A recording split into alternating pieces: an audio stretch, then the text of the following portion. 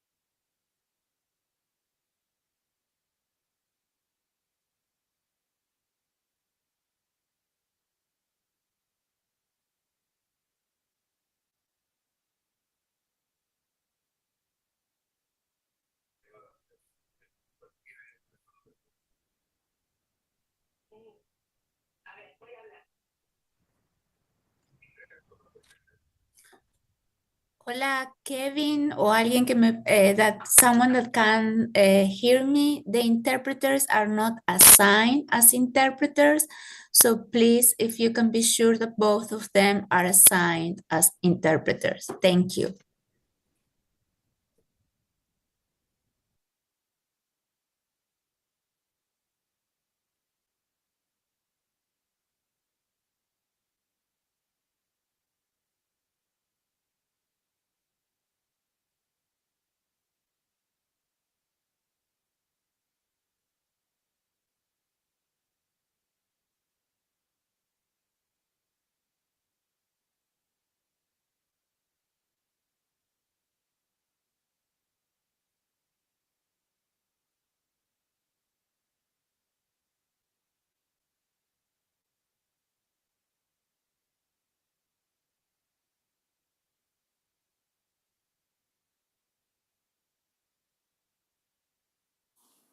Interpreters, you should be all set.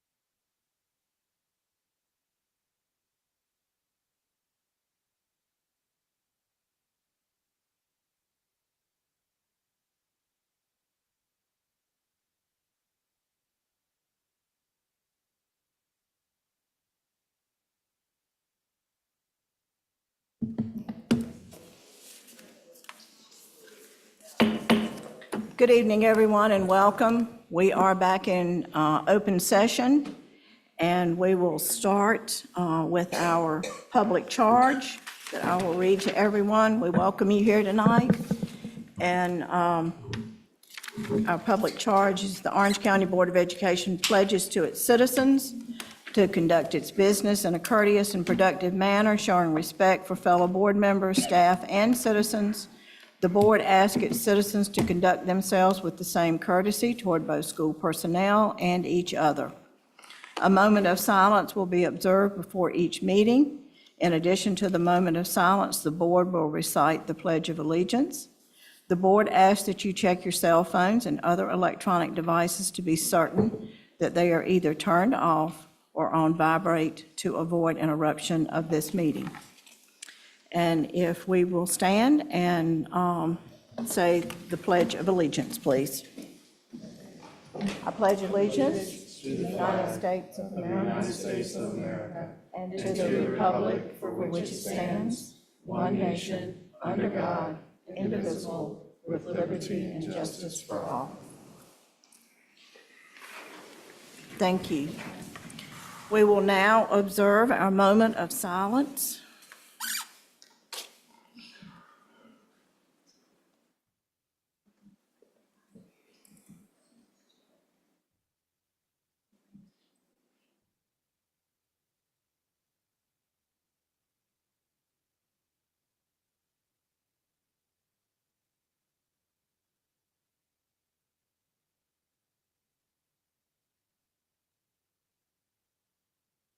Okay, thank you very much. We do have some recognitions tonight. As you will see on the board docket, if you have seen it, there were to be three. Since we did not have school today, the Orange High School men's cross-country 3A team state champions will not be here tonight. We will do that on the 27th, I believe, or at another board meeting where they can attend. So we will start our recognitions tonight with Martin Luther King Jr. Day, which is next Monday, January the 20th. And so Dr. Dreyer, I believe, is remotely tonight, and she is the one that is going to be discussing this with us. Dr. Dreyer? Yes, good evening. Can everyone hear me okay? Yes, ma'am. Wonderful. Board members, OCS leadership, and community members, I come before you today to recognize the upcoming Dr. Martin Luther King Jr. Day on January 20th, 2025. This marks the 39th anniversary of this important federal holiday and the 31st year it has been designated as a National Day of Service. Dr. King's legacy holds special significance for us as educators. His unwavering commitment to justice, equality, and education as a pathway to opportunity continues to guide our work. As he once said, the function of education is to teach one to think intensely and to think critically. Intelligence plus character, that is the goal of true education. At age 35, Dr. King became the youngest recipient of the Nobel Peace Prize, demonstrating to our students that young people can indeed change the world. His philosophy of nonviolent resistance and his leadership in the civil rights movement show us how principled action and peaceful advocacy can transform society. Today, Dr. King's vision challenges us to ensure every student has access to quality education, regardless of their background. His dream of equality and justice remains our ongoing mission in our schools and classrooms. As we approach this holiday, I encourage our educational community to treat this as a day on, not a day off. Let us use this time to engage our students in meaningful service projects, foster discussions about civil rights and social justice, and reflect on how we can better serve all students in our district. Dr. King's message of hope, resilience, and unity continues to resonate in our schools. Let us honor his legacy by recommitting ourselves to creating educational environments where every student can thrive and achieve their full potential. Thank you. Thank you very much, Dr. Dreyer. That was wonderful. And we all here are looking forward to events this coming weekend honoring Dr. Martin Luther King Jr. here in Hillsborough and around the area. So thank you very much. Our second recognition, January is School Board Appreciation Month. And Mr. McCoon is going to talk about that. And we all, as we came in this evening, and I think he's going to say something about this as well, we all received cards from students at River Park thanking us for being on the Board of Education. So we thank our River Park students. That's right. Chair Purcell, Vice Chair Richmond, members of the board, Superintendent Jones, and the public. January is School Board Appreciation Month here in North Carolina, and we'd like to take the time to appreciate you all for the countless hours you put in towards the advancement of public education.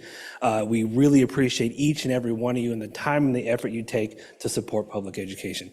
As Chair Purcell mentioned, and right in front of your microphones is a very special thank you card that was handwritten by the students at River Park Elementary. Also, shout out to Shannon Braxton for helping us out with that.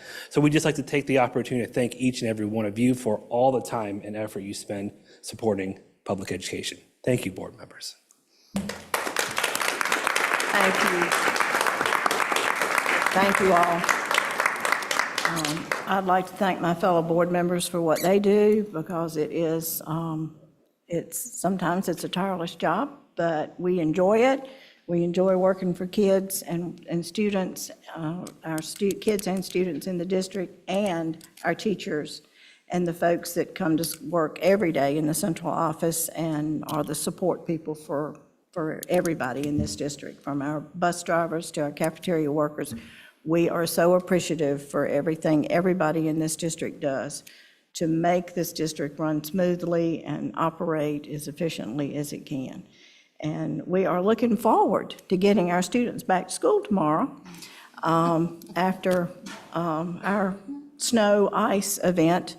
And we're probably looking forward to it more than the children are right now, but I do think that some of them are ready to come back. And so we hope that tomorrow will run smoothly, and we do enjoy, and it's a pleasure to serve on this board and work for this district.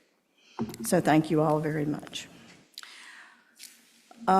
We need to adopt our agenda. Do I have a motion to adopt? So moved. Do I have a second? I had a request yes, to pull ma'am. an email to pull a couple of the policies for discussion. Okay, and that, I wrote them down, but I don't have them in front of me. Let's see, they were 5150 and 9110. 5150 and 9110. Okay. All right, So friendly amendment to the motion? Absolutely. Okay. Second. all right, all in favor? Aye. And if it's okay, we will put those policies in as number, right before the work session. Would that work? Okay. Okay, we will add a discussion on those then. All right. We have public comment tonight, I believe. So, Mr. Richmond, can you read the charge for public comment? Yes, ma'am. We will now hear public comments. Speakers will be called in the order which they signed up. Each speaker will have 3 minutes. Yielding time to other speakers is not permitted. If a speaker has written materials they would like to share, please hand them to our board clerk, Franklin McCune, and he will distribute them to the board. The purpose of public comment is for the board to hear from members of the public, not to engage in back and forth discussions. Per our policy, board members will not respond to speakers during the public comment session. The board greatly values public feedback and welcomes all comments, regardless of viewpoint. However, please be reminded that children are often present at these meetings and that our public comment policy prohibits profanity, vulgarity, and personal abuse of any person. We ask that all comments be civil, respectful, and free of personal attacks. Any speaker who violates our public comment period or otherwise exceeds the bounds of order and decorum will be given a warning. Continued violations may result in the speaker being ruled out of order, at which point we will move on to the next speaker. Our first speaker tonight is Jackie Whelan.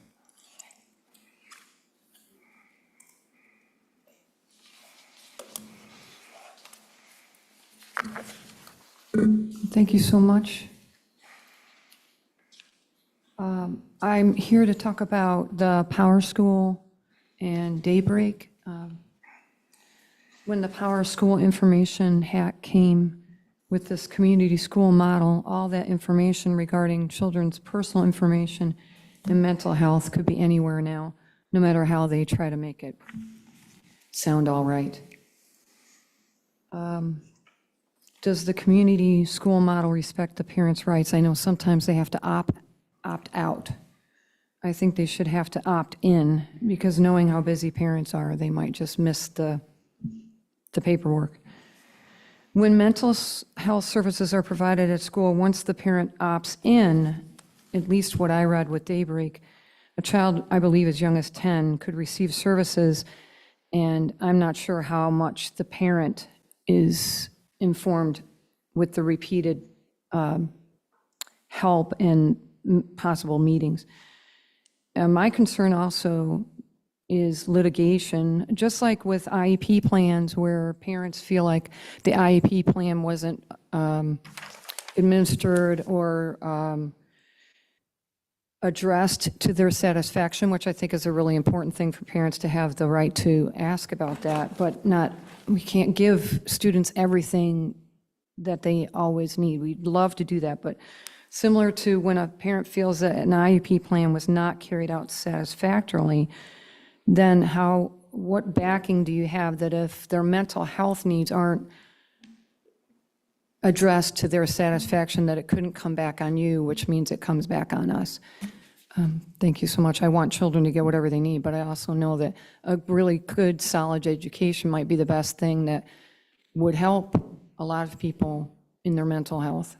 Thank you. Thank you so much.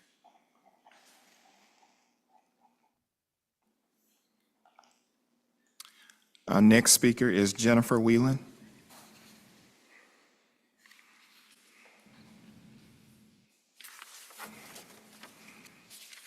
Good evening. My name is Jennifer Whelan, and I agree with my sister's comments about opting in to health services, because I think that schools can do a lot, but I don't know if they can do everything, and litigation. And I'm concerned about the data breach of NC Public Schools and of Power School, teachers, parents, schools, students' information, and anything that the children get as far as services, mental health and otherwise, should always be an ongoing communication with the parents. Never should the parents be left out of the conversation. Thank you. Thank you. The next speaker is Gretchen Smith.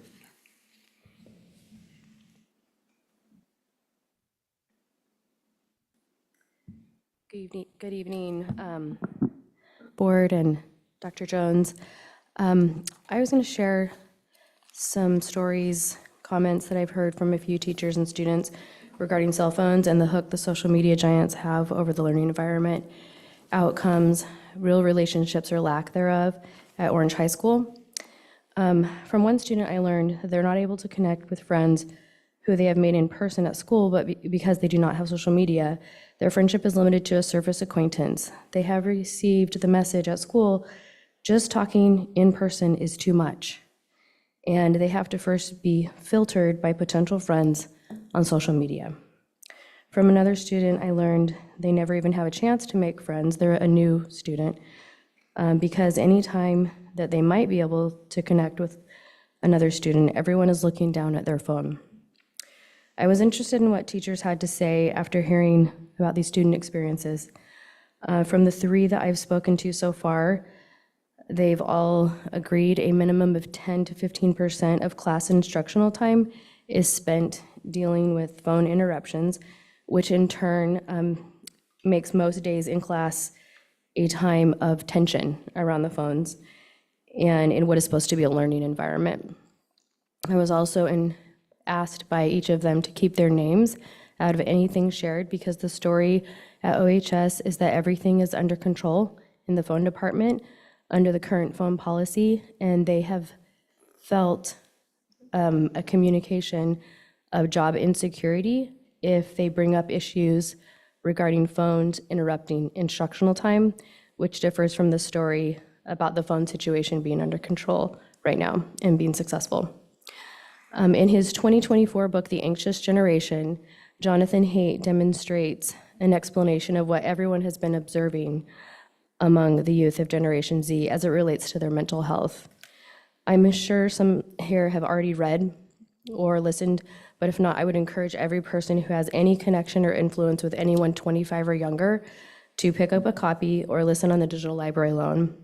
He demonstrates how the great rewiring of childhood is causing an epidemic of mental illness for Generation Z. The great rewiring devastated the social lives of Gen Z by connecting them to everyone in the world and disconnecting them from the people around them. Increased digital connectivity has led to a real-world social disconnection. He shares that heavy social media users who are also receiving notifications about everything else are being interrupted multiple times per minute. How do we consume as much of your time and conscious attention as possible? That was from Sean Parker, the first president of Facebook, in a 2017 interview, describing the thought process of the creators of Facebook.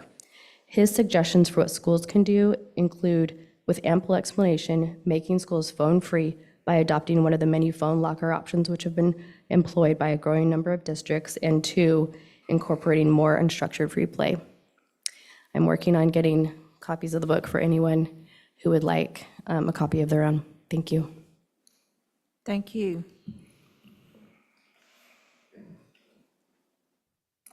And our last speaker for tonight is Steve Mahaley.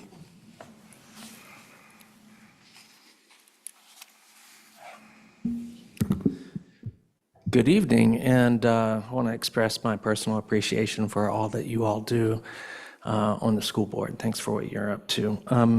I'm a retired school teacher. I taught for 9 years down in Chapel Hill, and feel like I have a stake in some of the things that are going on. 2 things. One, I'd like to thank you all for keeping the Good News Club at arm's length from our schools. I think that Catherine Stewart's work, if you read the book called The Good News Club, authored by Catherine Stewart, outlines many of the pitfalls and dangers that would occur for our students if the Good News Club was allowed to operate within the schools. So that's one thing. Also underscoring the importance of separation of church and state. It means that, you know, keeping that distance between and the power for individuals to choose their own religion or to choose none at all. Those things are important to me, and I think should be respected within our student population and the families that they are a part of. Second thing I wanted to talk about just very briefly is the role of school resource officers and the upcoming administration's position on deportation of immigrants. I am very, very concerned, knowing people personally who fall into the category of folks who are undocumented, and about what kind of alignment and potential arrangements might be made with our local law enforcement. And you could, I can very easily get to a dystopic place of officers appearing at schools to detain parents of students in front of students. This is a terrible, terrible thing. I'm hoping that you all will be talking about this, if you haven't started talking already, about any kind of arrangements that could be made with our local law enforcement, who I don't want to villainize. I think they're amazing people and they put their lives on the line all the time. But I think some clarity around the role of school resource officers vis-a-vis potential deportation of our neighbors and friends who just happen to not have the proper documents. Thank you very much. Thank you. That concludes public comment. Okay, thank you again, everyone. We have board comments tonight. I can't remember where I started last time, but Ms. Hauser, how about I start with you? Yeah, no, just welcome back to everyone, and I feel as a board member, I feel appreciated just by you all being here in the room and online, so thank you. Looking forward to working together in the new year. Yeah, I would just like to say thank you all for coming and speaking tonight. Also, thank you to the students of River Park. Also, I just wanted to highlight that wasn't mentioned is we did get a nice little QR code, and if you scan it, it's actually Let It Snow. So very, very much thank you for taking the time to do that. Ms. Padilla? Happy New Year, everyone, and thank you for your comments and thank you for being here. I am hopeful that 2025 is going to be a great year despite everything that is happening, but I'm a very hopeful person, and I look forward for our community coming together, working together this 2025, because we are all Orange County. I can't say it any better than Ms. Padilla just did, so Happy New Year, everybody. Happy New Year. I'm glad everyone came out despite the bad weather, and glad the roads are clearing up and kids can get back to school. And I also just want to lift up, and a number of people have alluded to this, but just the importance of lifting up students and mental health during challenging times. Mr. Richmond? And I will echo what most have said is I hope everyone enjoyed their holidays. Happy New Year, and I hope everyone also enjoys the upcoming Dr. Martin Luther King Jr. Day, which I am very fortunate to share the same birthday with. And since the day I was born, I've been always reminded by my mom that I share that special day with him. So Happy New Year to everyone. I'd just like to echo as well, thank you all for coming out tonight. We do appreciate your public comments. We do take them. We do work with what you say. And, you know, I'm very hopeful for Orange County Schools for 2025. I think respect and kindness are the two things that I think about for everybody in this district. And well, I have a grandson that I take to school every other week or so. And when he gets out of the car, I say, respect everybody else and be kind. And he says, okay. He's 8th grader at Orange Middle, and so I know what Orange Middle is, what middle school's about. So that's why I say that.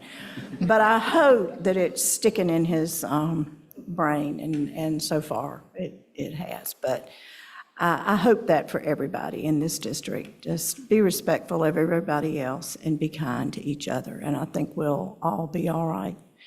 And we do appreciate you all coming out tonight and your kind words, and the kids at River Park. Thank you for, again, for thinking of us and this job that we do. It's not always easy, but it is rewarding. And we see the benefits of it every time we walk into a school.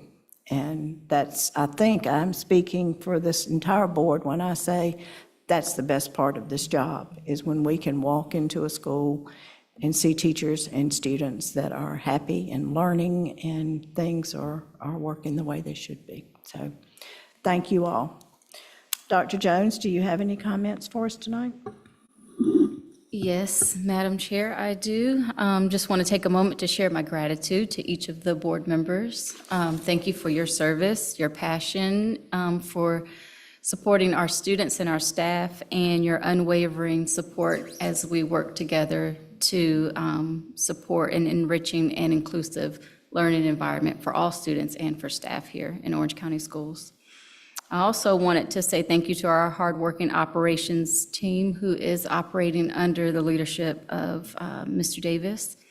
They have worked tirelessly since our return from break to ensure the safety of our students and staff.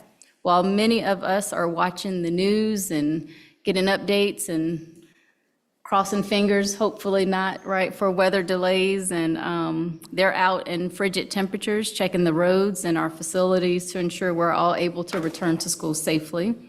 Also, just a special thanks to our bus drivers, custodians, and school nutrition staff. They play an integral role in supporting our schools and our students every day, but it is also challenging for them when we have delays and any type of inclement weather. So none of the staff that I mentioned take those responsibilities lightly. I'm appreciative of their dedication to our students and to Orange County Schools, and for Mr. Davis's leadership, and for the leadership of all of the directors that support our schools every single day. Thank you. That concludes my comments. Thank you. And I would echo that as well, Dr. Jones, that they have put in a lot of hours trying to decide what we need to do, and I appreciate that. I would also like, and I meant to say this earlier, like to thank the Orange County Sheriff's Office, because this, I don't know whether any of you have noticed, but during this snow event, they have posted pictures of our secondary roads, and a lot of times our people in the district don't understand why we're not having school, and those secondary roads are the main reason we are not having school. And I appreciate very much the Sheriff's Department pointing out the roads that are hard to travel and that you might want to stay off of because they have not been scraped and not been treated. And while Highway 70 and other roads are perfect, some of these off to the side are not. And so I would like to give a shout out to Sheriff Blackwood for, I don't know who posts that, I don't know how it gets there, but I think it gives the people an idea of what is safe and what is not safe, and I really appreciate that. So thank you to him for that. So, Ann, I just wanted to also mention, I know that I think you got the text too on some of the crews that helped clean the schools, our students in our district that Yes. work with the company, and not only schools, but also county property and others. But it's one of those partnerships we have with a company that actually hires students and gives them skills and, you know, lifelong skills similar to CTE. But I'd be remiss if I didn't mention that from, you know, some of our students getting that opportunity. Yes, and we're very appreciative of everybody who has done everything to make sure that our schools are safe and ready to open back up, from the roads to the schools. So thank you very much. At this time, we need to, back to the page. We need a motion to adopt our consent agenda with the exclusion of policy 5150 and policy 9110 to discuss. Motion to approve? Second. All in favor? Aye. Aye. Okay. All right. Now, before we go into our work session, we will discuss policy 5150 and 9110.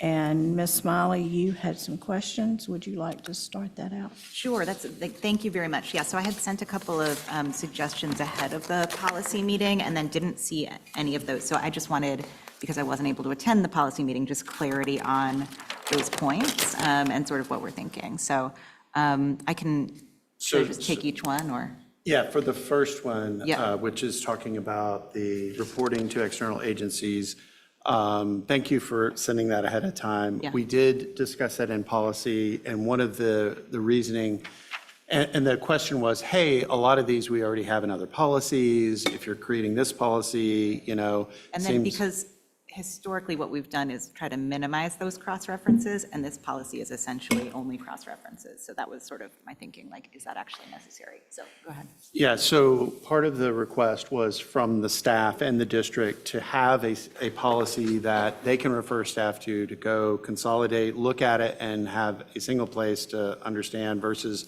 sending them, oh, you can find some here or here or here, and to follow along with the School Boards Association recommendation of trying to help consolidate that since reporting is so important. But Dr. Jones, do you have anything else to add, or?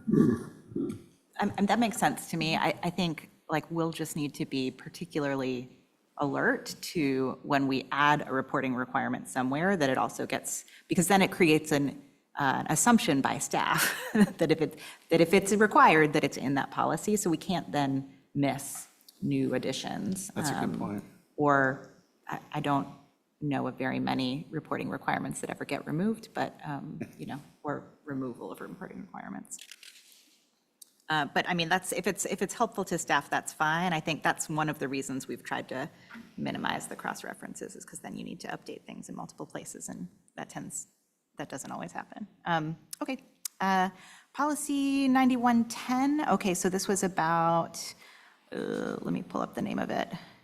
Use and selection of architects, engineers, surveyors, and construction managers at risk. I had two thoughts on this one. One was adding design builders or design building firms to the title to make sure that it covered all of the different project delivery methods, because it has construction manager at risk, but not that version, not that. And then the other suggestion was adding in the selection criteria, adding something like one of the selection criteria being evidence of meeting performance goals, including energy goals when relevant. So that was, building in as we're evaluating big construction projects, ensuring that we're also weighing in our selection of contracts some consideration of their history of meeting performance goals and energy goals. And if it's okay, if we could have Mr. Davis to come up to explain.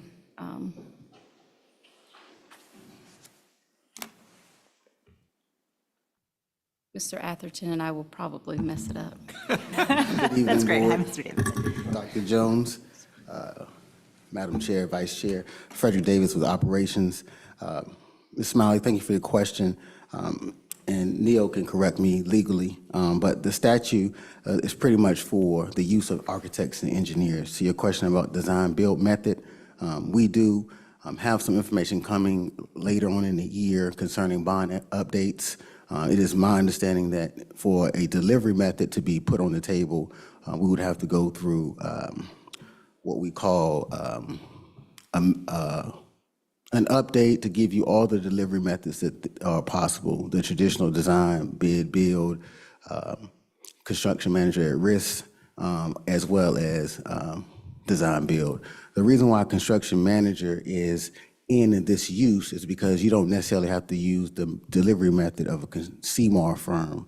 You can use a construction manager early onset of the project. So if Dr. Jones wants to consult with a construction manager firm on constructability, they may not be doing the actual construction, which is a delivery method. We can select them through this process to provide us the information that we need. So, and we will take in consideration your comments in terms of qualifications.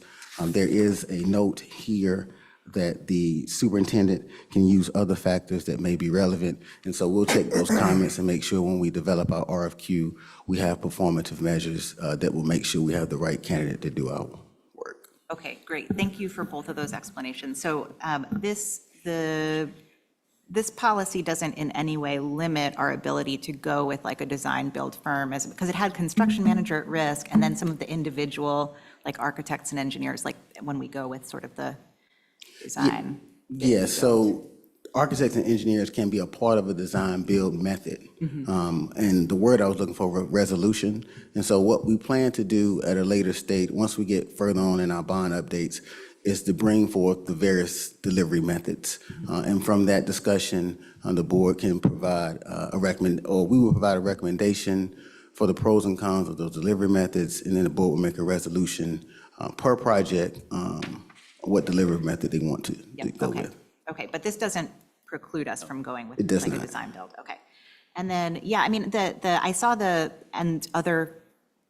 things the superintendent prioritizes in terms of like the evaluation criteria. So that's great. I'm glad we're going to consider energy goals as part of that.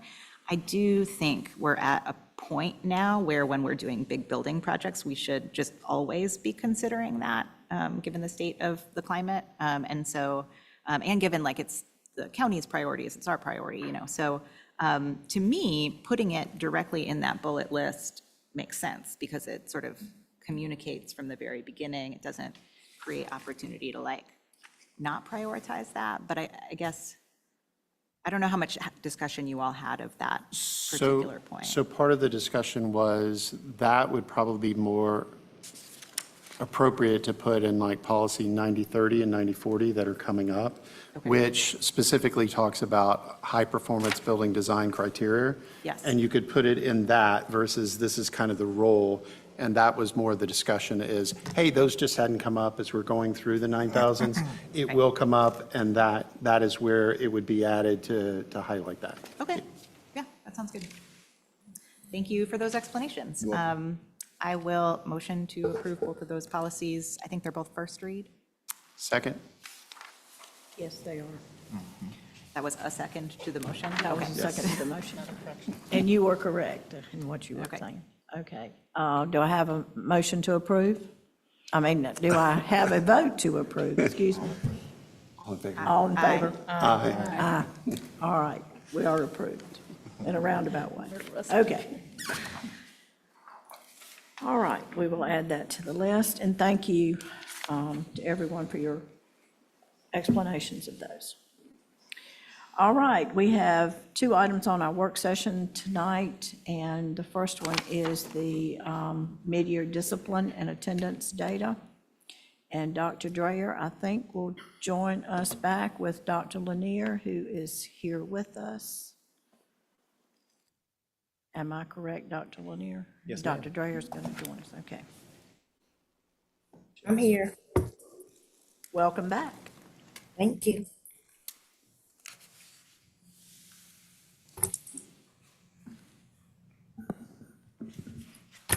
Can you all hear me okay? All right, excellent. Good evening, members of the board. Happy Board Appreciation Month. Thank you so much for all that you do for us and supporting us in the work that we do. Dr. Jones, community stakeholders, and fellow cabinet members. Good evening, Dr. Dreyer, and again, happy Founders Day. Tonight, Dr. Dreyer and I are here to present mid-year panorama, discipline, and attendance data. Throughout this presentation, we will discuss each section, supportive measures that are being used to support our scholars, and next steps as we triangulate this data to provide targeted interventions to ensure their success.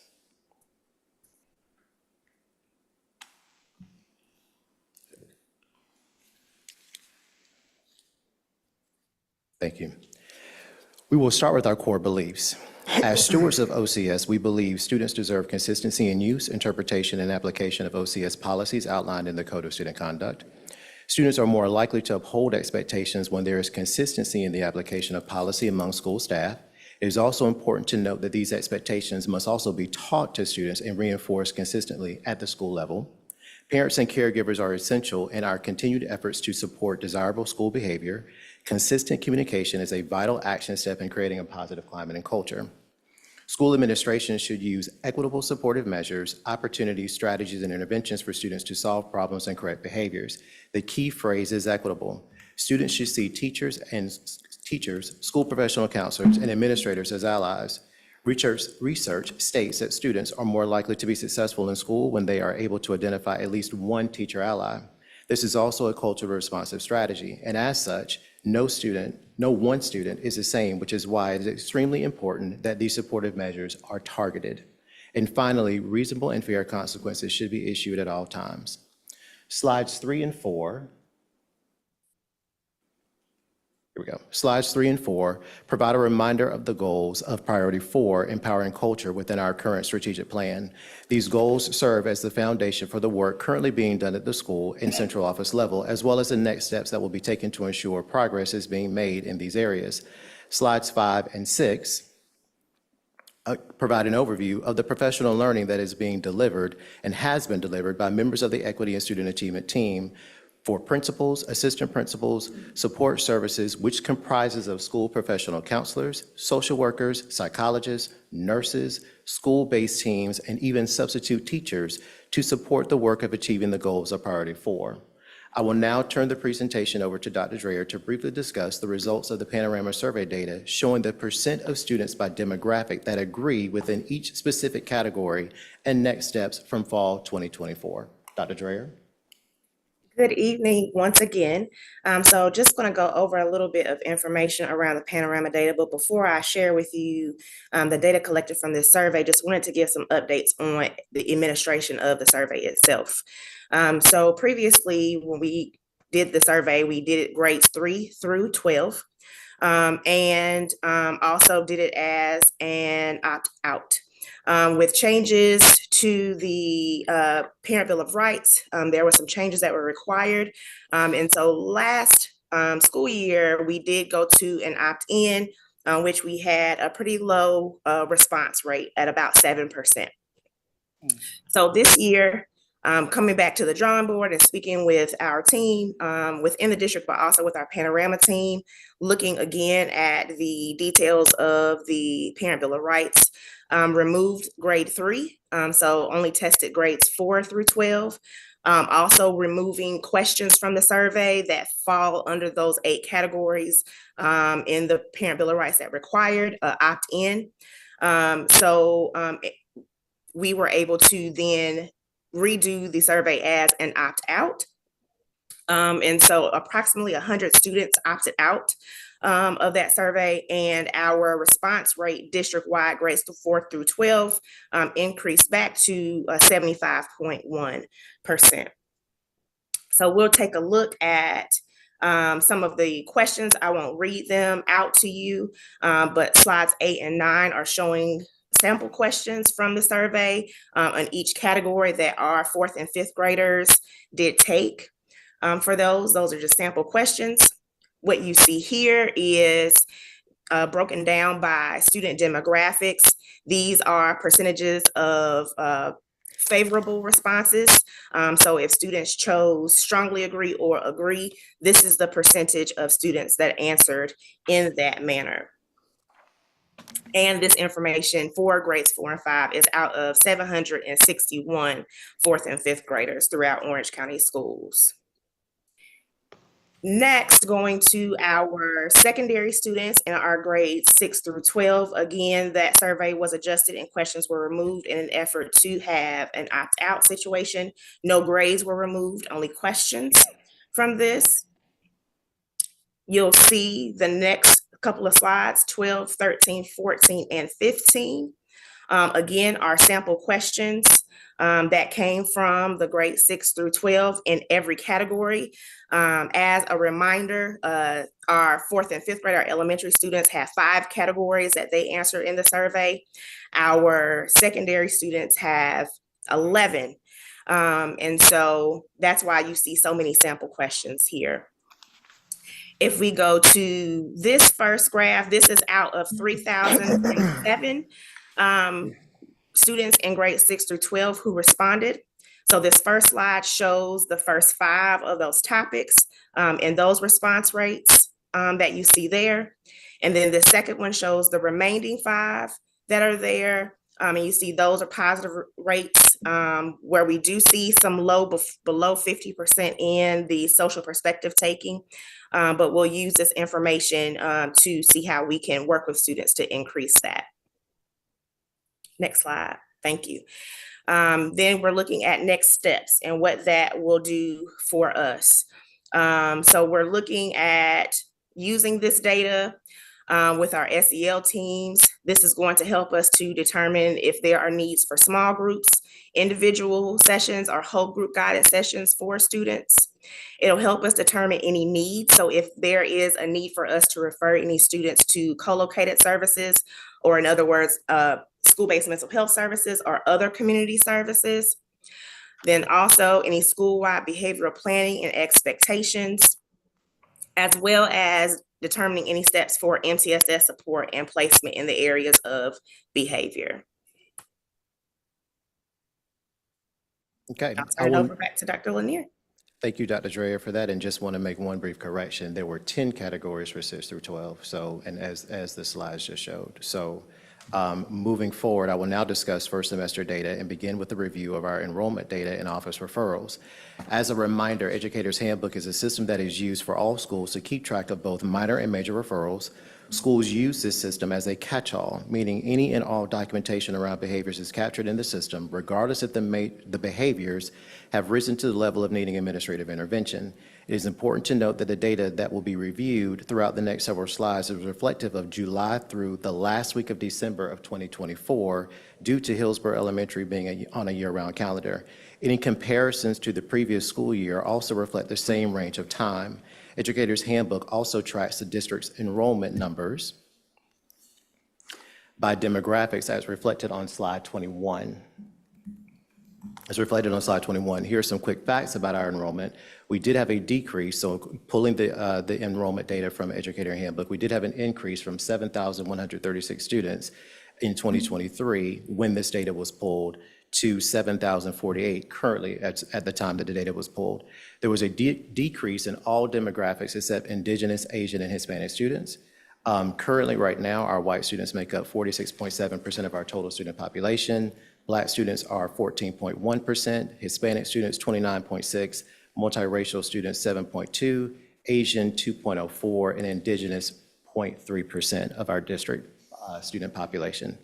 Slide 22 shows the total number of office referrals broken down by demographics.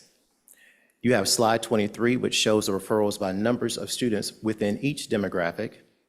And slide 24 shows the grade, location, and activity where referrals are coming from. It is important to note that the past 3 leadership meetings with principals and assistant principals have focused on work within POCs and collaborative teams on using all student data to enhance the overall classroom experience of our students, meaning having teachers and administrators use this data as well as academic data to make necessary adjustments to keep students in classrooms, provide rigorous and robust bell-to-bell instruction, and differentiate the learning experience for diverse learners and diverse learning styles. Slide 25 shows the frequency of actions taken as a result of the referrals. Here you will see that the majority of the actions taken are not punitive in nature. So what does the data tell us? There has been a decrease in referrals overall for our female students, Asian, Indigenous, Black, and Hispanic students. However, we have seen a slight increase with our males and our multiracial students. Slide 28 now shows in-school suspension data. It is important to note here that this includes students that may have served in-school suspension for a period or a span of time during the school day, not just the entire school day. So for example, it is possible, say for example, for an elementary student to have 15 or 20 minutes, but a teacher could actually code that, or it could be coded as an in-school suspension. So any change of placement from the classroom is then going to be coded as an in-school suspension unless it's actually coded as an out-of-school suspension. So to that end, we see those numbers here. Slide 30 begins our out-of-school suspension data with the number of incidents by number of students. Slide 31 shows the percentage rate by demographics. And slide 32 shows the number of students who have received 2 or more suspensions, which is a total of 36 students across 13 schools, down 1 from the same time frame in 2023. So what does that data show us? First, let's start with a review of Goal 2 from Priority 4 in the strategic plan. Goal 2 states that the suspension rate of Black and multiracial students will be reduced to 3% by 2026, with a baseline starting at 9%. Those suspensions have increased for our multiracial students, and we have not reached the reduction of the 3%, the goal in the plan. We are down from the 9%. Same is true for our Black students, as the suspension rate has decreased to 6.8, and we recognize that we definitely have more work to go. Our suspensions have decreased in every demographic except for males and Indigenous students, and flatlined with our Hispanic students. The increase in the percent for Indigenous students only accounts for 1. The high percentage is due to the low number of the total number of students enrolled. And then slide 34 also provides data on our 36 students who have experienced 2 or more incidents of out-of-school suspension. So the 36 students only account for a 0.5 percentage point of our total student population in OCS. The next 3 slides highlight tiered supportive measures, Tier 1 being your baseline, led by teachers and school professional counselors in and out of the classroom. Tier 2, targeting students experiencing an incident or repeated incidents of in-school suspension, and 1 out-of-school suspension led by SEL teams, again, consisting of school professional counselors, psychologists, and social workers with administrative support. And Tier 3 for our students experiencing 2 or more out-of-school suspensions, led by district personnel and school administration. Slides 39 through 41 provide an overview of Boomerang, the services they provide our students through their Strive program, the data we have on referrals broken down by demographics. As a reminder, Boomerang only serves secondary schools 6 through 12, and the students have to be suspended for a minimum of 3 days in order to be referred, and parents have to opt in to Boomerang for their services. I will now turn it back to Dr. Dreyer to discuss attendance data and to close out the presentation. Dr. Dreyer. Thank you. So we are going to go over attendance data. Want to start with average daily attendance, and then we will round out with looking at chronic absences. As a refresher, average daily attendance rate in North Carolina is the percentage of students present in a school each day. There is a formula provided for schools to get this percentage. So what you will see here is the average daily attendance rate broken down by elementary, middle, and high school. Each of them are showing what their average daily attendance is from July until December of 2024. And all of our schools are reaching near the goal as set in our strategic plan of 95%. Here you'll see chronically absent students. And as a refresher there, also in North Carolina, chronic absenteeism is when a student misses 10% or more of school days in an academic year. So that's an average of about 2 absences per month. This includes both excused and unexcused absences. And this is not to be confused with truancy. When we're looking at truancy, that is actually unexcused absences. For the purposes of this slide, we're looking at both excused and unexcused. This is broken down by year round, which is HES, our K-8 traditional schools, so our elementary and our middle schools, and then our 9-12 traditional. Want to have you take a look at our 9-12 traditional schools. And that red bar right there is probably a little bit concerning to you. But what I want to let everyone know, if you notice that asterisk down there at the bottom beside 9-12 traditional, that is because our high schools look at absences, daily absences slightly differently, whereas our K-8 schools look at daily absences. Our 9-12 schools look at it by class period. So this is for account of students who have missed any class period throughout the day. So that is why it looks higher than the other grade levels. As we look through our supportive measures for each tier, this first tier is 0 to 3 days. And so those are students that are in tier 1, or all of our students receive this information. So attendance lessons, any incentives, and any contact with our teachers when you receive 3 days. At tier 2, this is early warning, or 4 to 9 days absent, where we may add some mentoring, some home visits, and some referrals to either school-based or community programming as it meets the needs of the students and their families. And then in tier 3, we're looking at 10+ days.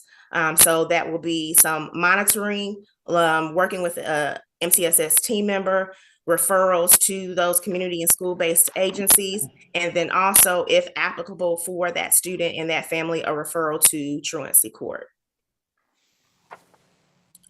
So as we're looking at next steps, we want to continue to review our daily absences for students, our class period absences for our high school students, and what that looks like for them by conducting some collaborative meetings with our school personnel to review this data, to take a look at those students in particular in that tier 3 realm, to see how we can assist them with halting those absences from getting any higher, and how to improve those attendance rates as they go through that school year. Tying this back to cohort graduation rate, and looking at the effects of chronic absenteeism on how our students are making it through each of their years of high school and graduating timely. Wanting to look at attendance data to determine next steps for MTSS support and placement, as we know that attendance matters highly when we're looking at academic success as well as behavioral success. And then providing family academy sessions, wanting to build capacity in our families on the importance of attendance, what our policies are, and provide ways how we can provide support to those families if they are struggling in that area. Are there any questions for us?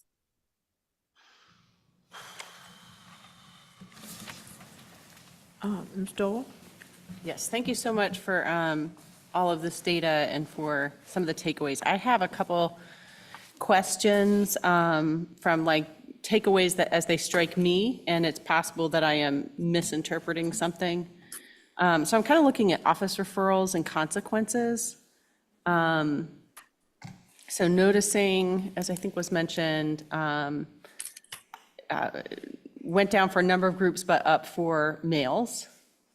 And a couple of the bar graphs show, looks like like the total office referrals increased more significantly for white, so maybe white males, less so for Black students, and in some cases, Black students dropped in total number of office referrals. So it's like seeming like this slight increase in office referrals for males and maybe white males. I'm a little puzzled, like, I have a little caveat, I don't really understand how, like, office referrals and attendance, like, I don't think of those as the same. You know what I'm thinking, is someone having an office referral that just has to do with attendance, I'm not sure what to make of that. But it seems like the consequences, lunch detention and restorative activities have dropped, and in-school suspensions and out-of-school suspensions have increased. And then it seems like they have increased more for Black students. So it seems like, how are we achieving our goal if there's a disproportionate increase for Black students when office referrals for Black students have actually dropped, but their in-school suspensions have increased? And tell me if I'm like misconstruing what I'm seeing here. So I think there are several ways in which you can, ways in which you can look at this, which is one of the reasons why I wanted to give the caveat at the very beginning that ultimately, again, schools are now using Educator Handbook, again, like I said, as the catch-all. So that would explain, number one, why you have an increase and you have such a high number of referrals, period.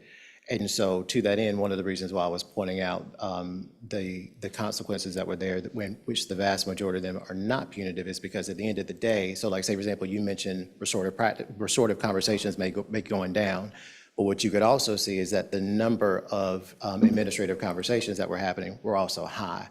Educator Handbook allows you to code those things differently. So like say, for example, if I'm an administrator, I may just choose or may just code and say that I've had the administrator conversation versus saying that I've also had a restorative conversation, even though the two could have actually been the same.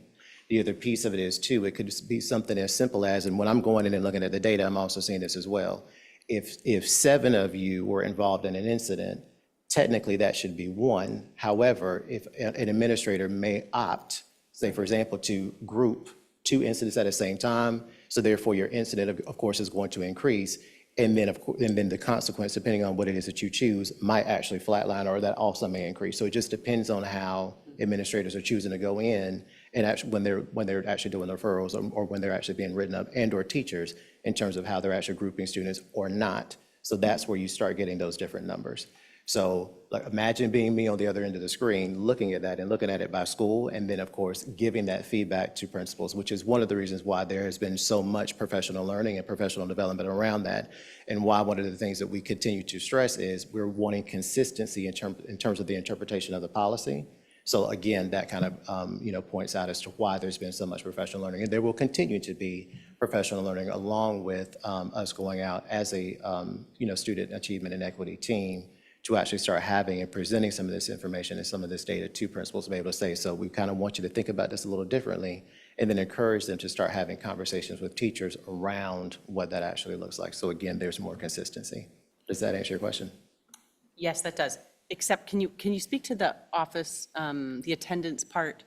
How is attendance an office referral? Like, what does that mean exactly? So again, that could be something as simple as if a student comes in tardy or a student comes in late, then a teacher may write a referral and they may just leave that there for documentation. Okay. And so then it's just a matter of, again, sitting down and having a conversation with a teacher to be able to say, so if I'm having a conversation with this student about the importance of getting to class on time, then we also need for teachers to then go in and then, again, think differently. Is this a major referral or is this a minor referral? Because again, that can also, weight your data either way. Okay. So again, like I said, it just depends on how a teacher and or a school may be actually, again, if they're housing that data in that way in terms of just kind of, keeping track of that. I look at it from the standpoint of my staff when I was a principal. They also used Educator Handbook as a catch-all before we got some other features for Panorama, as you know, within Durham Public Schools. But then you would actually be able to pull that report. So if I'm sitting in front of a parent, I can pull that history of all of that documentation, and it's there, like I said, it would be there just for documentation, not necessarily saying that there was a consequence that had been assigned to it. Okay, so, but you are talking about officer referrals about attendance in terms of addressing a attendance problem, not a student stopping by the office to like sign in, they didn't sign in properly. You're not talking about that? Okay. No. Thank you. You're welcome. Ms. Padilla? Thank you for the presentation. I do have a few questions, and that was one, like Ms. Doyle said, and I am wondering if you can give us examples as to what is in-house suspension and what is out-of-school suspension, so the public understands, and I also understand what qualifies that. And when it comes to chronic, should we hold on that and then I'll go? You want to answer that and then So let me I- answer your first question, because then Okay. because I'm going to pivot to Dr. Dreyer to be able to answer your Okay. question about the chronic absenteeism. So if I heard you correctly, your question was for me to explain the difference between in-school, okay, I'm No, sorry. give an example. Like, for example, you just said that if a student comes in late, they get a tardy slip and then the teacher maybe speaks to them. But that is not that does not qualify as a suspension. I'm getting myself confused now. Can you just provide an example as to what qualifies in-school suspension and out-of-school suspension? So let me first give a caveat to basically just say that, again, it's to the discretion of school administration and their interpretation of policy in terms of whether or not they actually issue the consequence. I would also go back, and this is one of the reasons, again, why there's been so much professional learning around, the Code of Student Conduct, because the board previously, before your iteration and also mine coming into the district, was very keen on making sure that the levels, when you go into the Code of Student Conduct for a level 1 or a level 2, that there are several interventions that actually have to be documented and in place before you're actually able to get to some type of suspension. And I want to say, especially for a level 2, all of these interventions have to be documented, and at max, a student would be able to be, a student would be, I don't want to say eligible, but in essence, a student could be suspended for a maximum of 2 days. It's only when you start getting to a level 3, of course, that you can expand more from that, but those other pieces also still have to be documented in place. So we would just depend on the policy violation in terms of whether or not, again, and the severity of the violation of the policy in terms of whether or not a school would actually go from an in-school suspension to an out-of-school suspension. That's at the discretion of administration. You still didn't answer my question, but okay. I apologize. So would you It's restate the okay. question so that way I can make sure that I No, answer I it? understand the explanation and I appreciate that, but I wanted a simple example. A student hit another student, does that qualify as that's what I was asking. My Or, apologies. My apologies. So I'll go back to the example that Ms. Doyle was giving. So if a student is something as simple as a student being tardy for class, that's not anything that would qualify as an out-of-school suspension.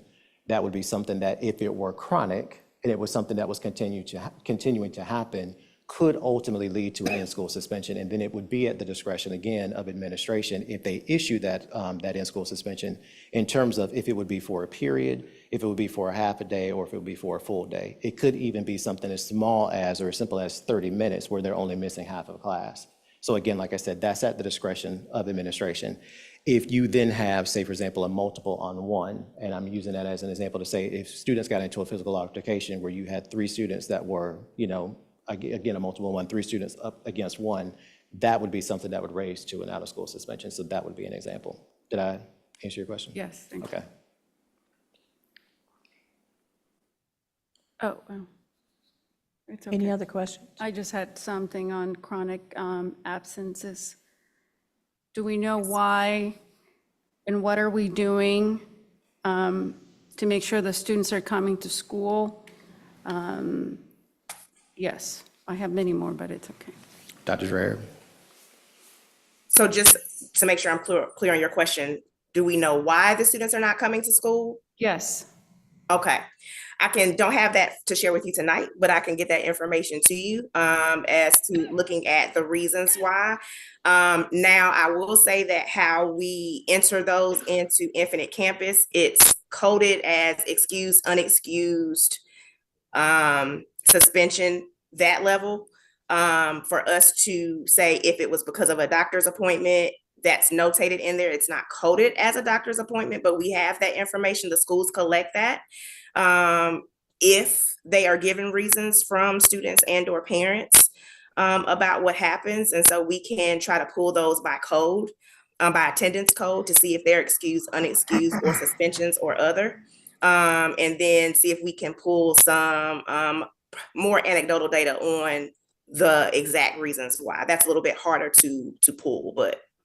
Okay, I think that if we understand why students are not coming to school, we would have a better understanding why we're not also improving our achievement gap. So that's why I like to understand. And I like the fact that you guys wrote that we're going to be teaching people or the community the consequences of not having students in our schools. So I think parents need to understand and be educated as to the importance of attendance. But thank you. You're welcome. I think sometimes we just assume that they know because maybe students have been in school for a couple of years, but just to reiterate again what those policies are, what our procedures are, and then just really the importance of being in school, building that capacity in our parents and our students as well, so that they are have more awareness and want to come to school more. So part of the meetings, I just want to also throw this piece out as well that kind of goes further into this question as well that you just raised. So part of what we're going to be doing as a department, again, like I said, when we start bringing some of this data to the buildings as well, we're going to be bringing the data as well from all of the wraparound services that we have currently right now to be able to see if some of those things are actually working, if some of our colleagues from our school-based social emotional learning teams have actually provided some of those wraparound services for those students as well to also keep them in school. If they haven't, why? Let's go ahead and offer those things to parents. And that kind of goes back into that family academy session that we're also wanting to do. So that way we're able to be transparent, to be able to say, here are all of the things that we have that are at your disposal for us to be able to assist. So that work is also still forthcoming as well. Thank you. Ms. Molly? Thanks. I have a number of questions, but I'm sure others do as well. Okay. So I'll just go section by section. Okay, so the panorama, I was going to ask about year over year and everything, but now that you reiterated what the response rate was last year, I totally understand why you didn't do a comparison. That totally makes sense. It would be helpful to know a couple of other cuts of things that I think could be helpful to understand. One is like the difference between middle and high school responses, if there are any patterns there, as well as potentially any patterns in terms of gender. And I'm also curious if you all are just generally looking at any like intersectionality patterns, like are there particular, Black female students feeling more or less, a sense of belonging, for example? Like, are you all like kind of looking at some of those things? Because that seems like a potential, yeah. So a couple of data request type things, and also, are you all looking at that? Yes, ma'am, and yes, ma'am. Okay. Yeah, we are looking at that information. That's helpful for us, again, to either from school-wide, down to classroom, down to individual student, what that looks like and what those areas, so what they already have knowledge of or what gaps we need to fill. So we are definitely looking at that as well. And to that data that you're asking for, we absolutely can get that pulled. Awesome. Okay, discipline data. First, I appreciate the clarity about the number of incidents versus the number of students. Sometimes we've had questions about that as a board, so I appreciate that you separated those out, as well as sort of like individuals who've had multiple incidents of out-of-school suspension.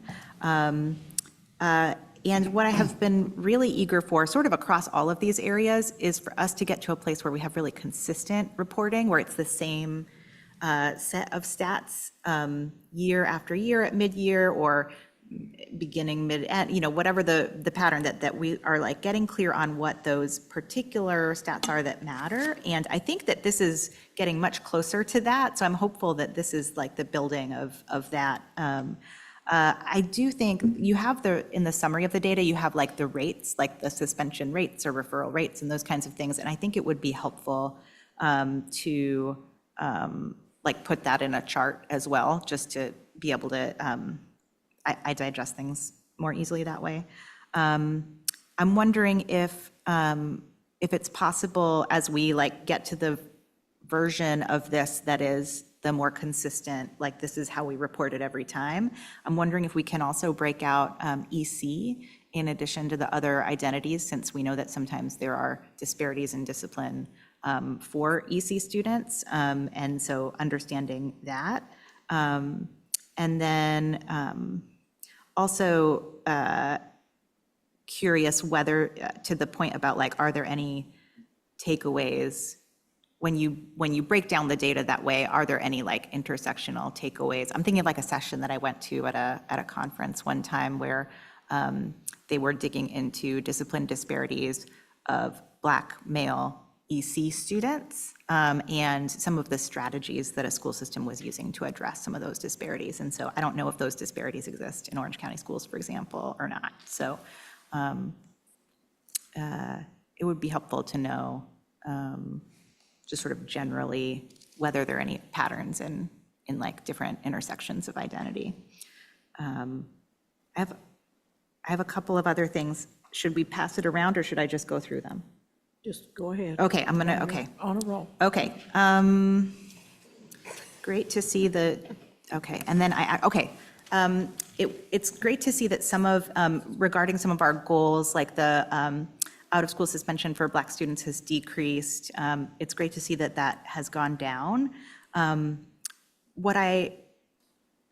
then when I looked at it, I realized that actually the degree of disparity has gone up because the decrease was even stronger for white students. Like the Black students are X times more likely to receive an out-of-school suspension actually is higher than it was last year, which is one of those sort of, it's like the decrease is what we want. And when we see whatever strategies we're using, decreasing out-of-school suspensions for white students even more, it makes me wonder what we can learn from that and whether there's any opportunity there in terms of how we're addressing discipline.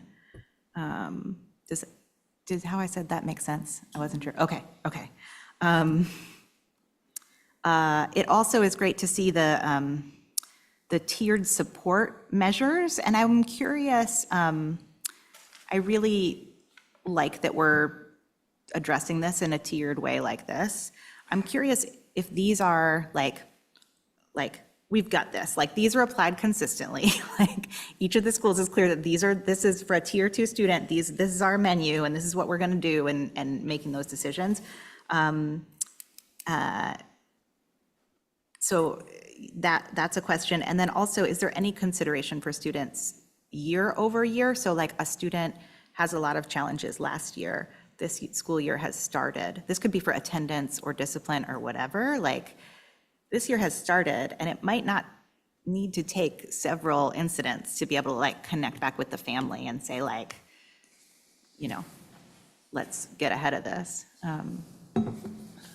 Those are a couple of questions about the tiers. So I'm going to address them quickly just to basically go back and reiterate. So again, I think that's the reason that there's consistency and there are multiple professional learning sessions with principals and assistant principals and school-based teams, and there will continue to be, because again, we're going to always strive for that consistency across the buildings in terms of that. And so not only, again, like I said, in terms of the policies, but then again, how we're looking at a referral period, how we're looking at the different strategies that can be used, and things not having to necessarily be punitive, or thinking outside of the box about some ways in which we can, again, keep our students in the building, restore our students so that way the behaviors change, but then also too, making sure that we're tying that back to classroom practices, because we also recognize that, again, that if we're not having something that's bell to bell and students are constantly busy, like kids will do what we allow them to do. And so any of us will, right? Like adults, anytime we have some free time, we'll pick up the phone and kind of do whatever, and we'll start getting distracted as well. So we recognize that there are lots of ways to be able to look at this. And so again, that's the reason that there are multiple sessions. They're having multiple sessions. There will continue to be. And we're definitely going to, target the supports that we're actually giving to schools, because obviously, of course, data is different, based upon the school, the level, et cetera. Please ask your second question again. The year to year, like, are schools at the point where they're also thinking about like the pattern from last year and what's happened, just in terms of getting ahead of things? Hopefully, sure. like we want students to have a fresh start. Yep. And if a pattern is reemerging, like, is that?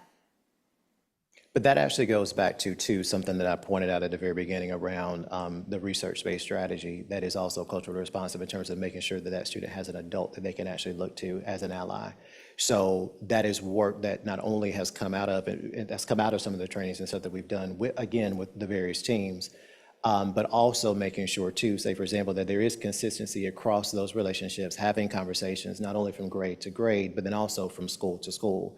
One of the things that I'm sure that my principal colleagues are tired of hearing me say, but I will continue to say because it's true, the feeder patterns are very, very clear here. So we know who's going to go from one elementary school, for the most part, to a middle school. Say, for example, if you're at Orange Middle, you're going right across the parking lot to Orange High. So there's nothing that says that we can't go mid-year, say, for example, and start introducing, and I'm just using this as an example, like introducing that 8th grade student to some of the adults that are over at the high school. So that way that bridge just continues on. So those conversations have absolutely been had. That's also part of the reason why, too, from our department, that we're wanting to actually provide schools with a list to be able to say, here's who we've pulled, here's who we're identifying. Let's sit down and have the conversation again. Let's talk about these wraparound services.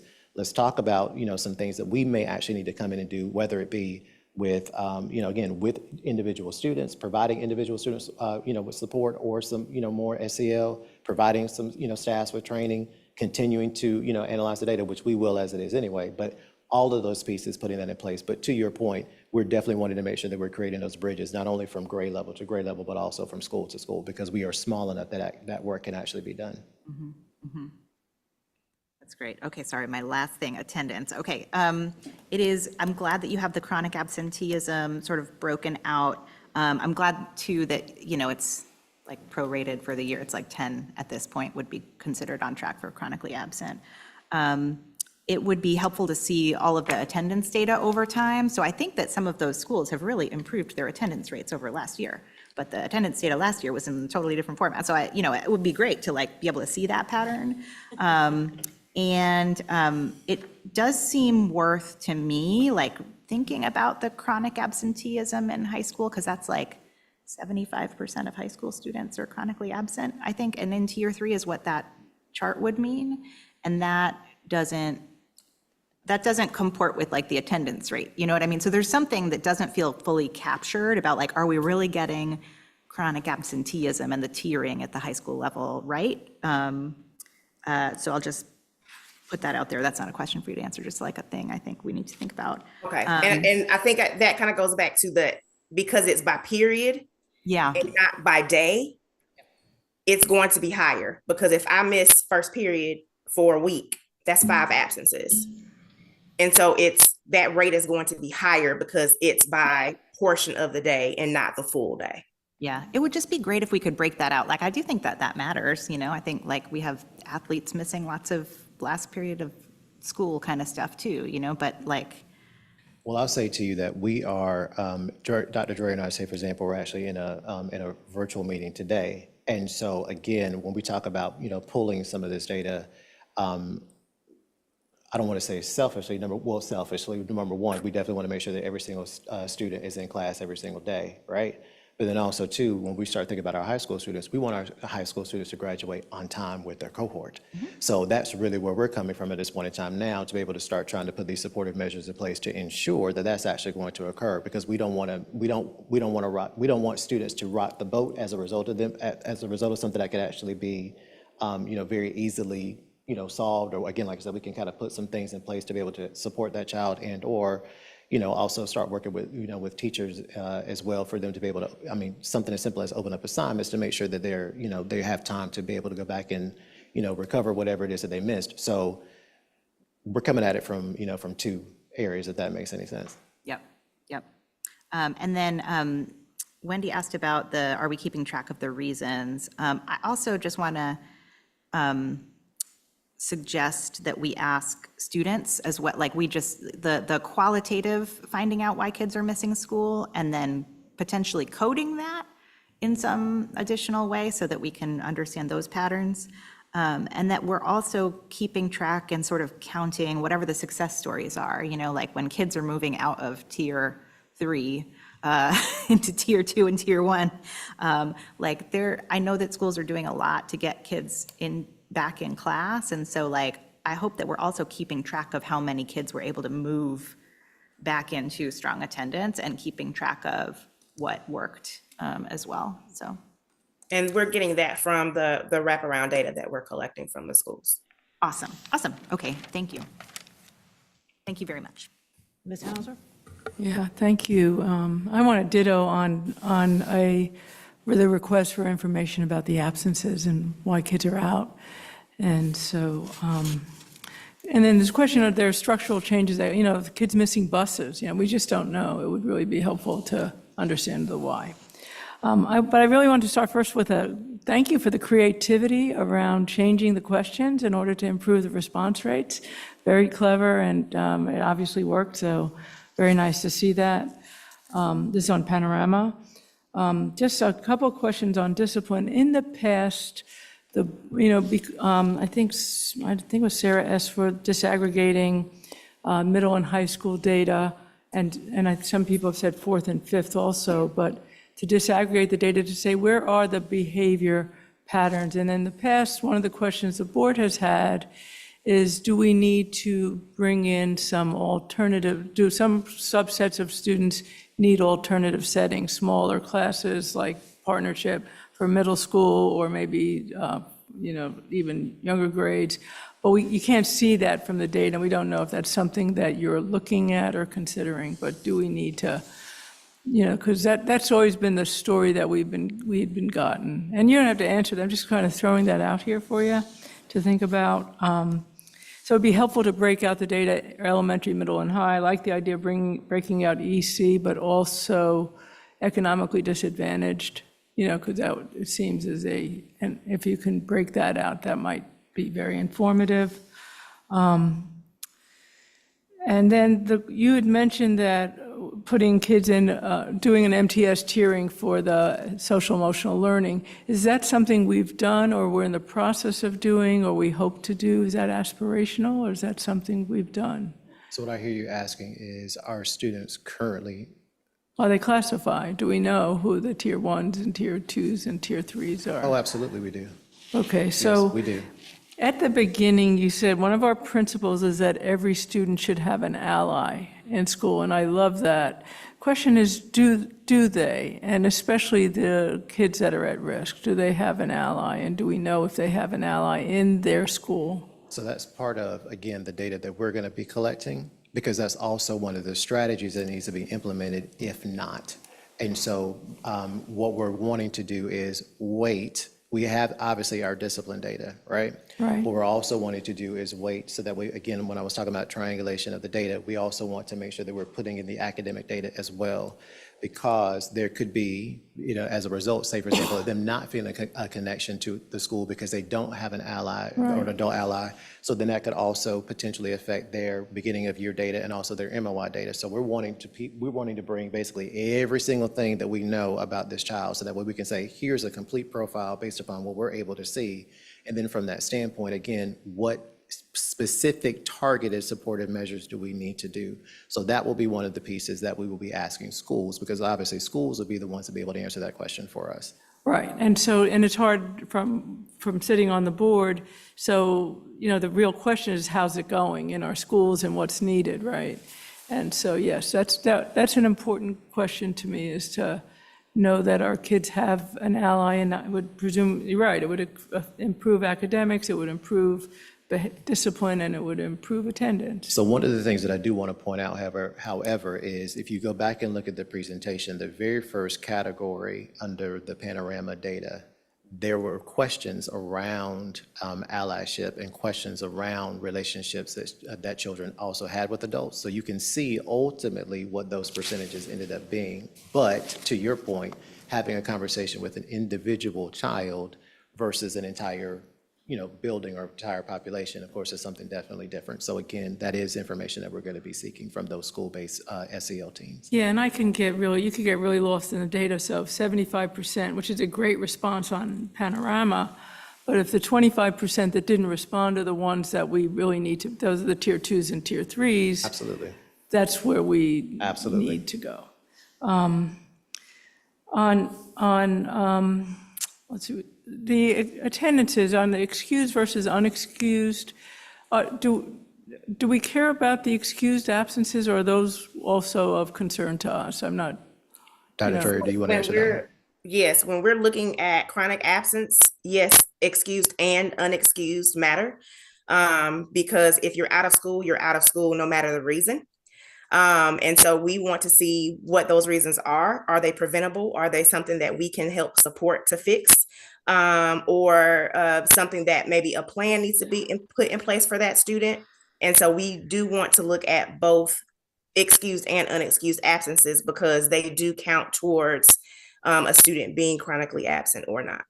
Got it. So an excused absence, like if you're out sick, that would be excused, but it also, if you miss the bus, that could be excused also. I will say, Right. Ms. Hauser, an absence is an absence is Yeah. an absence. Yep.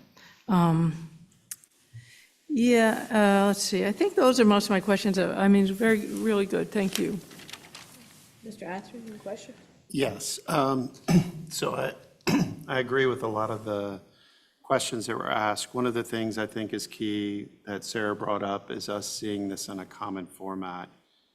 And I'd like to recommend that we first see it in the tiered state.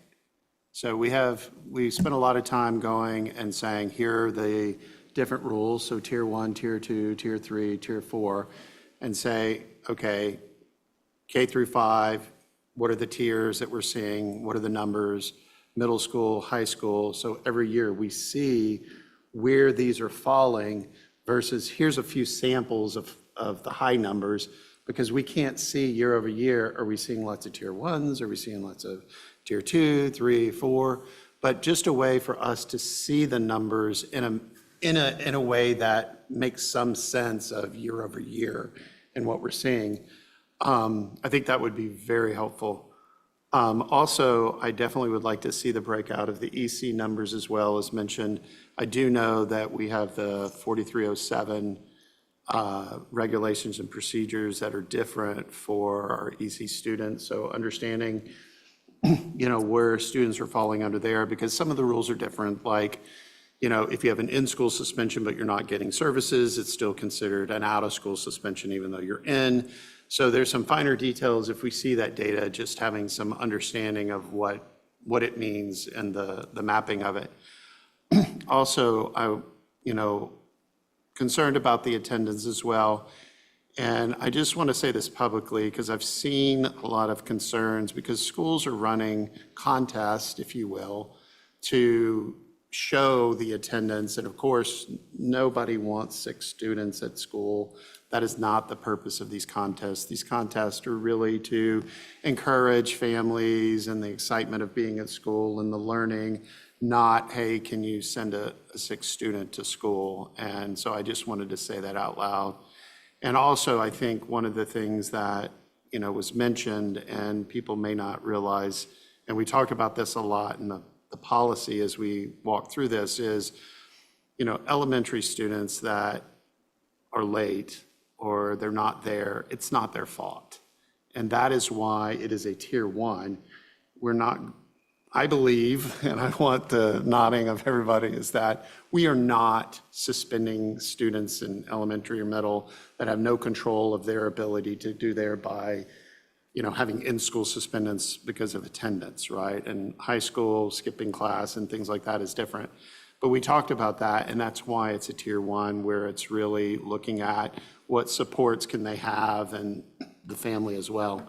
But I just wanted to say that out loud. What I'm just going to throw in and kind of piggyback off of what you said, to also say too, that again, within the trainings or whatever that have been given with principals, it's one of those things that we have made sure to point out that per policy, you can't.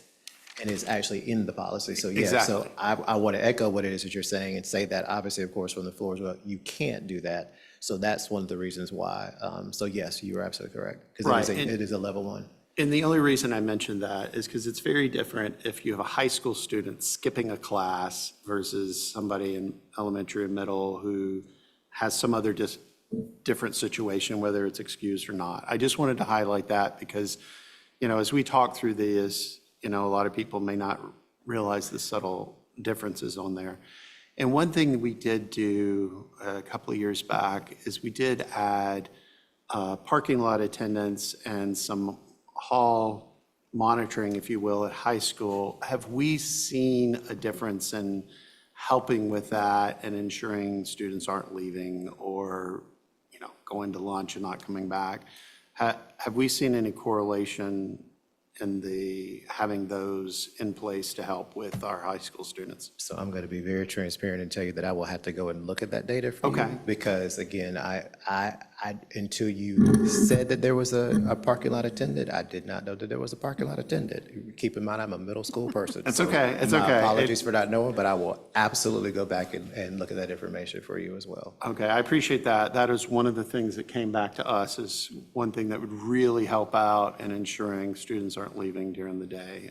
But I can just add that both high school principals have shared with me the help and support that both of those individuals, the parking lot attendant and the attendants, I don't know the exact name, person, how they support and help students to stay in school and to leave and come in at appropriate times. And they do some other things too around the school, but they are very appreciative. They probably told me because, they want to make sure they keep those positions. But they were very pleased with those being added, and it's been very supportive. yeah, any data we could get on that would be great. Thank you. Mr. Richmond, you have any questions? I'd just like to say thank you for this data. It's much easier to understand this year, I think, and I greatly appreciate that. The principal in me is asking and thinking, has the school improvement team seen the data, any of this data? And is that going to be given to school improvement teams in our schools? And Oh, absolutely. I thought it be. was, but I just, wanted to ask that question. So We're that actually working everybody's on- on the same page. Absolutely. We are actually working on right now, because we're wanting to actually come up with one template, one spreadsheet with several tabs down at the bottom. So that way, again, everybody's seeing it the exact same way. We're going to have all of our categories across in terms of wraparound services, again, attendance at their high school, how it's affected their cohort graduation rate. That was part of the meeting that Dr. Drury and I were having today in terms of what the design of that will actually look like. But we definitely want to make sure that we're also including the academic performance data as well, because all of those pieces are actually tied together. This will also make it very easy, say, for example, so when these SEL teams start actually involving parents, because I want to go back to the fact that it's very important to, again, to Absolutely. communicate with the parents. So again, principal to principal, right? So we have all of that. So literally, all they're having to do is basically just take that line and plop it down and just say, so, hey, mom, hey, dad, hey, caregiver, here's what we're seeing. And so here are the things that, that we're putting in place to be able to support. But you as a cultural broker, we also want your input as well. So that way we can make sure that we're putting together the right formula. So again, talking about that targeted intervention for the students to make sure that we're making some gains and improvements in all of those areas. Absolutely. Thank you so much. You're welcome.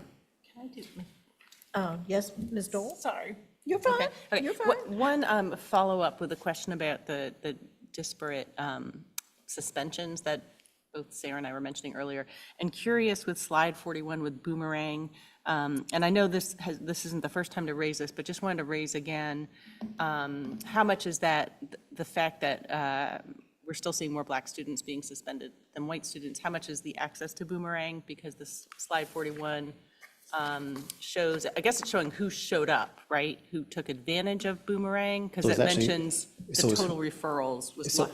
And it also, so that data encompasses who actually completed the program. So again, they have to be suspended for a minimum of 3 days. Transportation is no longer a barrier because Boomerang does offer transportation. But it then goes back to, too, they have to actually complete the program, not also just be referred. And parents, of course, always have the option of opting out of sending their students to Boomerang, regardless of the option for transportation. And if you'll notice at the bottom of that slide, Ms. Doyle, it does show the total referrals, but then also the no-shows or those students who were unsuccessful as well. So that kind of gives you a number to see in comparison of who was referred and who completed and who did. Yes, thank you. All right. Thank you all so very much. We greatly appreciate your information and your hard work on this, and we look forward to even more. Thank you. Thank you. Okay, up next, we have the academic calendar, and Dr. Pack is going to be leading the charge on that. So welcome, Dr. Pack. Thank you. Good evening, board. Thank you so much for all that you do to support our students in education this month and every month. Tonight I have the pleasure of presenting to you the proposed calendar for the school year 25-26. The process that we went through to get to this point is that we have a calendar committee made up of the folks that are on the screen. They represent all of the schools and then departments, key departments that represent folks in our district, like operations and child nutrition, but transportation, folks that are impacted by the calendar. As a reminder, when we develop a calendar, we have to follow the constraints set forth by the calendar law. The one that is the most restrictive is the first on the list, which dictates when we can start school with students and when we have to end school with students. And we have to fit all the other stuff in that tight time frame. So there really aren't a whole lot of options. It's just where you want to put, it's like a Jenga game, right? Where you're going to put the puzzle pieces. When we worked with the calendar committee this year, the calendar committee had some priorities, and the priority was really about balance. When you see this calendar, that was the primary focus, balance between the needs of our certified staff, our classified staff, and our students, and our families, the balance with year-round and traditional calendars. And so keeping that in mind, some of the things that you'll see in these calendars is that there is a reduction from 20 teacher workdays to 18 teacher workdays. And that's because when our students aren't in school, as Dr. Jones indicated earlier, our cafeteria workers and our bus drivers don't work. And we heard from our transportation and our child nutrition about how hard it is to find workers when they don't have as many days to work. They're going to go find work at other places. So we're balancing that with the need for the planning for the teachers. And a reminder that students, when they're not in school, don't have access to meals or other wraparound supports. So that was the proposal to reduce those 2 teacher workdays. The calendars that are being proposed also was a real effort to align the days off as much as possible, teacher workdays. And then we eliminated the 3-hour early release for professional development. That was unpopular with staff and also with our families. Also, we have to keep in mind that a teacher's contract is 215 days, and putting all the things into place, what makes up those 215 days are the instructional days, the teacher work days, the annual leave days, and the holidays. The holidays and the annual leave days are set based on set numbers. So the only equation that we have to mess with there is in the instructional versus teacher work days.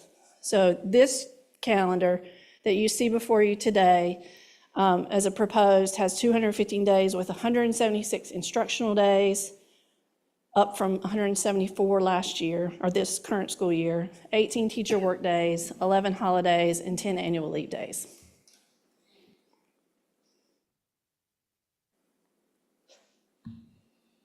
The work days are designated in this calendar, but they have not been determined required or optional at this point. By law, two have to be designated as optional, and they will be. But we wanted to expedite because we didn't have a 25-26 calendar yet. And this is the time that folks are looking at the summer and year-round stuff.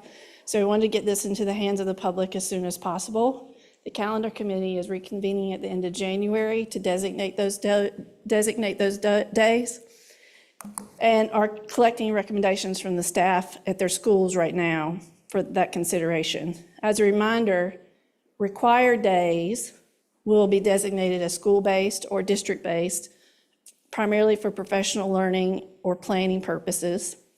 And optional days are designated as days where staff can take accumulated leave, and we will not have any scheduled required professional development activities.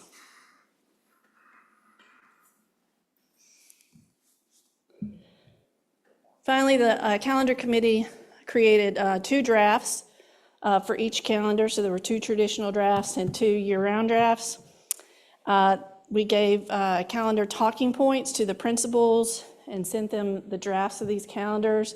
They then turned around and gave that information to their staff. And they also had their calendar committee folks to help explain.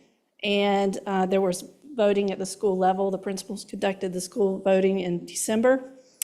District departments did not vote. And the traditional schools overwhelmingly selected option B. And the year-round, which is Hillsborough Elementary, selected year-round option A. So I want to give you a calendar overview, and if you'll pop up the traditional calendar.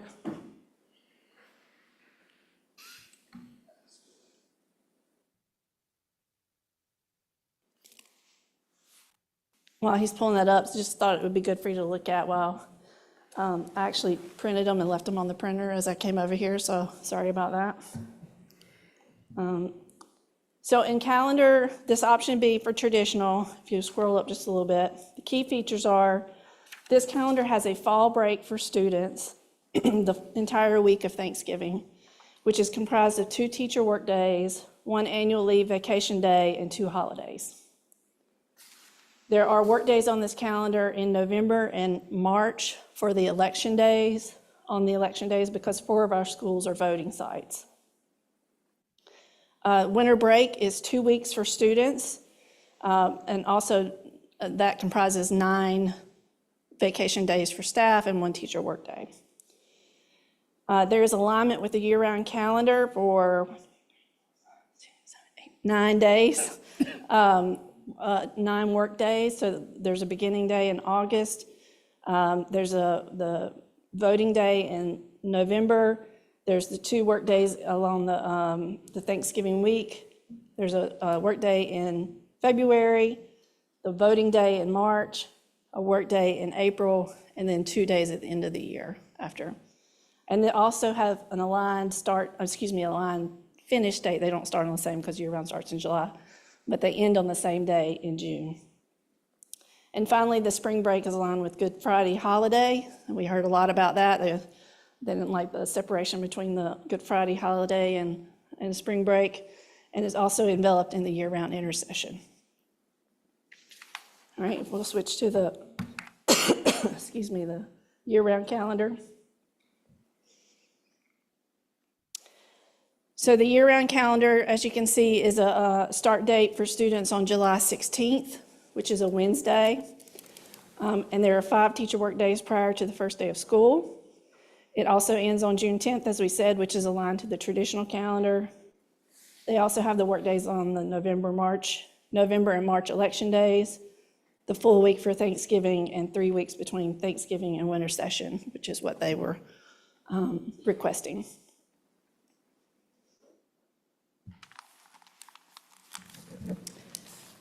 So tonight before you, we have the recommended calendars from the calendar committee and the schools voting for the 25-26 school year.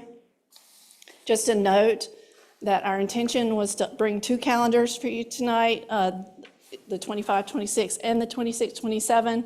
We ran out of time, but we would like to bring those back to you before the end of the school year so that we will be a year ahead for every calendar year. And we'll do 2 this year, but then we'll just start 1 next year. So what questions do you have? Ms. Hauser? Mine's simple. First of all, thanks for this, and I already got compliments about the Thanksgiving week break. People are really happy to see that. How do you count today? How does today, because in a few years, this district has had some trouble with inclement weather days, so how does that get addressed in the calendar? So the state law, if you go back to the calendar law requirements, we can have 185 days or 1,025 instructional hours. So we can count the school year either way. We have chosen in Orange County to use the instructional hours. So we calculate the number of hours that we have. The minimum that we can go to school is 1,025 hours. So our current schedule, when we build in the time with the 176 instructional days, gives us several days over our hours. So ultimately, we have a few days that we can bank for bad weather or unexpected being out. After that, then we trade out work days. So like today is a banked hour day for students. Thank you for that. Yeah. Very helpful. Great job. Thanks. Mr. Ashton? Thank y'all so much, and thank you for the detailed explanation of how y'all go through this. And I think, ironically connecting to absenteeism, I think Thanksgiving and others, when you look at the dates these are occurring on, how is that going to improve? Because I do know parents have told me, hey, we want to take this week off, but you're only doing this. So I think some of that thoughtfulness that y'all had will help with that. One request I do have is when we post the calendar, could we make it ADA compliant and look at contrast versus just colors? Because I do know we do have families that would be greatly appreciated. Yes, thank you for that. And reminding me of a talking point that I forgot to share with you, which is when we do make this calendar public for families, we're going to have the calendar version, which is like what you see with the days, but also a Word version by month, so that meeting those different modalities and language needs. And we're excited about that change. So Fantastic, thank you. Questions, Ms. Smalley? Yes, thank you very much for this, all the hard work of the committee. Sometimes they come, but thank you to the committee if you're watching this. A couple of, I'm glad that we have some inclement weather banked. When we do post this, I think this year's also has like what's the makeup plan for inclement weather on it. I think that would be helpful, as well as like it says no school, where, if it says AVL, it says no school, so that families understand what that means. So hope we will continue with those things as well. This calendar names specific religious holidays like Good Friday and Christmas, and I think we've decided not to put specific religious holidays on the calendar. So I think certainly it's easy to note no school without saying Good Friday, for example. Obviously, lots of people celebrate Good Friday, and not everybody does. And then the other thing was I didn't see Juneteenth on here as a holiday. I know it's not during the school year. And that would be on a staff calendar that Okay. that would cover the 12 months. We talked about, and it actually was on some original drafts, but that having it outside of the school, the 10-month school calendar could be confusing. So there'll be a version for staff that talks about, the 12-month staff, and that Okay, will be on so there. we're still acknowledging, they still have Juneteenth off. It is 12 still a months out. holiday here. Okay, great. Thank you. And to your note about the holidays, they're listed on here on the draft because we have to follow the holidays that are taken by the state of North Carolina government office, and those are the ones.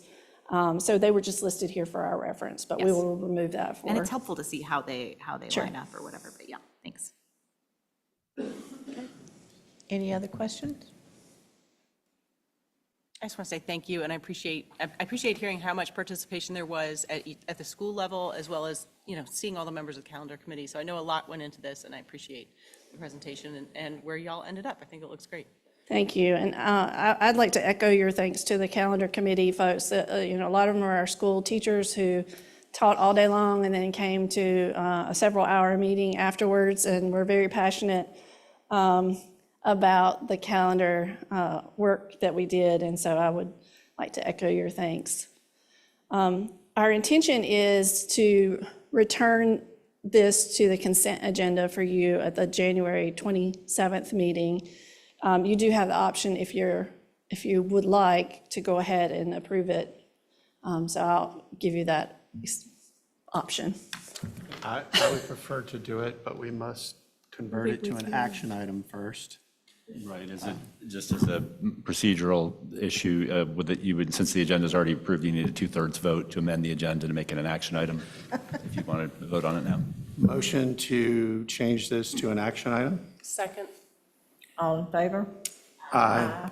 Motion to approve? I have a second? Second, okay. All in favor? Aye. Aye. It's approved. Thank you. Our folks will be really happy about that. Thank you, and thank you to the calendar committee, too, from me, because I heard you had some very long meetings. And We just want to make sure we got the job done well. So and you thank did. So thank you very much. We appreciate it. All right. Anything else for tonight? Do I have a motion to adjourn? Motion to adjourn? Second? All in favor? Aye. Aye. We are adjourned. Thank you very much.